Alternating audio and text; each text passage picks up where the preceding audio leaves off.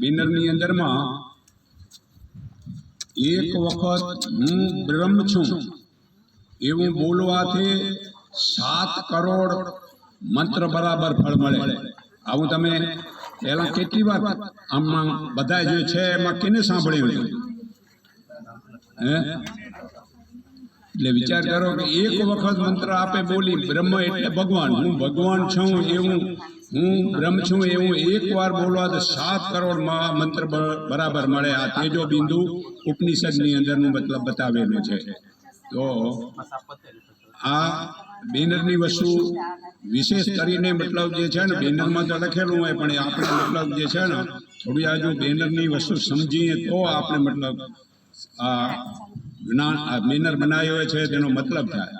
તો આ મંત્રના અભ્યાસથી આપણે તુરત જ મોક્ષ પ્રાપ્તિ થાય. તુરત જ મોક્ષ માટે મતલબ સમય ન લાગે, જીવતા જ અત્યારે. આવું આ એક સમજણ મતલબ ઉતારો. અને એના માટે જળ અને ચેતન વસ્તુને સમજવું જોઈએ. જળ વસ્તુ કેને કહેવાય અને ચેતન વસ્તુ કઈ કહેવાય એ ગીતાજીના 7મા અધ્યાયના 4થા અને 5મા શ્લોકમાં વાંચી લો, એમાં જાણવા મળશે.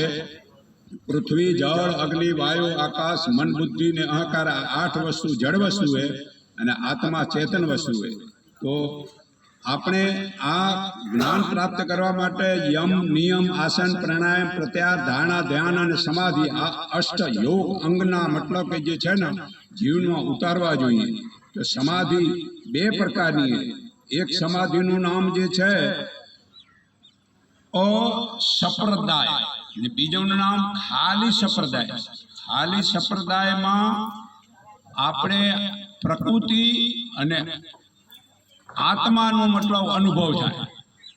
ખાલી સંપ્રદાયની અંદર આપણે પ્રકૃતિનું અને આત્માનું મતલબ કે અનુભવ થાય.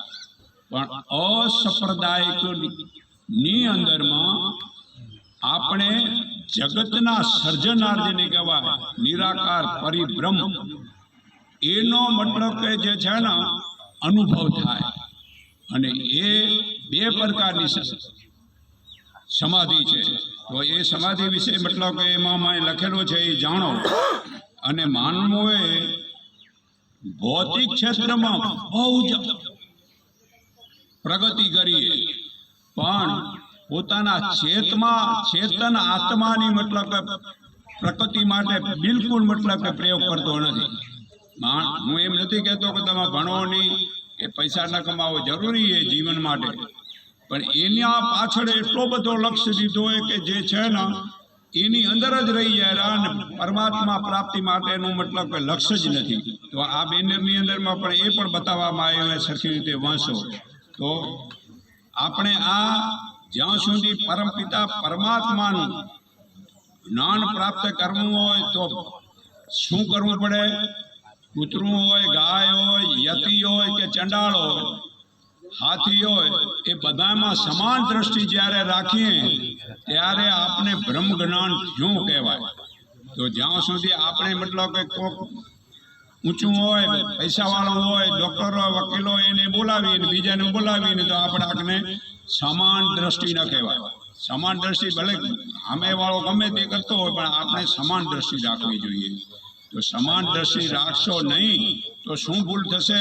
3 પ્રકારના દુઃખ થશે. તો કે ક્યાં થશે? એક આધ્યાત્મિક દુઃખ થશે, એક આદિદેવિક દુઃખ થશે અને એક આદિ ભૌતિક દુઃખ થશે. તો આ 3 દુઃખ મટાડવા માટે 3 પ્રકારના મતલબ કે ઉપાય છે. તો કે 3 ઉપાય કયા? એક શુદ્ધ કર્મ.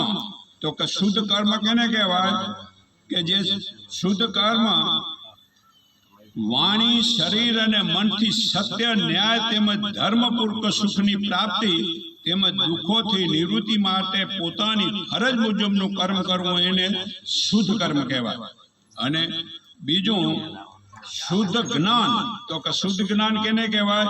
ઈશ્વર, જીવ, પ્રકૃતિના બનેલા પદાર્થનું યથારૂપ સ્વરૂપમાં ઉપયોગ કરવો, કોઈ પણ બગાડ ન કરવો, તેને મતલબ કે શુદ્ધ જ્ઞાન કહેવાય. અને શુદ્ધ ઉપાસના કેને કહેવાય? કે આ પરમાત્મા આમ ઠસો ઠસ ભરેલા એમાં આપણી આ સુરતા પુરાવી દીધી, એને શુદ્ધ ઉપાસના કહેવાય. આમાં જે લાભ થાય ને એવો બીજામાં ન થાય ભાઈ વીરા.